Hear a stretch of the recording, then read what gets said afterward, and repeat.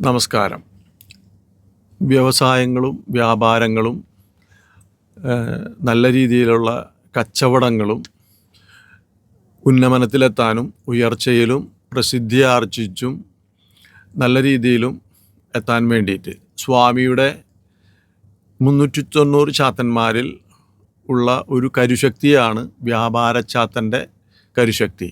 അത് നമ്മളുടെ കച്ചവട സ്ഥാപനങ്ങളിലും വ്യാപാര സ്ഥാപനങ്ങളിലും അതുപോലെ തന്നെ വ്യവസായശാലകളിലും എന്നു വേണ്ട വ്യാപാര മേഖലകളിൽ നാനാവിധ മേഖലകളിലും വെച്ച് കഴിഞ്ഞാൽ ഈ വ്യാപാര ചാത്തനെ വെച്ചിട്ട് ചെയ്യുന്ന കർമ്മങ്ങളുണ്ട്. അത് കൊണ്ടുപോയി വെച്ച് അതിൻ്റേതായ ആചരണം ചെയ്ത് നല്ല രീതിയിൽ പ്രവർത്തിച്ചു കൊണ്ടുപോയാൽ ആ വ്യാപാരം നല്ല രീതിയിൽ ഉന്നമനത്തിലെത്തുകയും നല്ല ഉച്ചസ്ഥിതിയിലെത്തുകയും ചെയ്യും. അതിന് സ്വാമിയുടെ വ്യാപാരച്ചാത്തൻ്റെ കരുശക്തി എന്ന് പറയുന്നത് സ്വായത്തമാക്കി പ്രാർത്ഥിക്കുകയും പൂജിക്കുകയും ചെയ്താൽ മാത്രം മതി.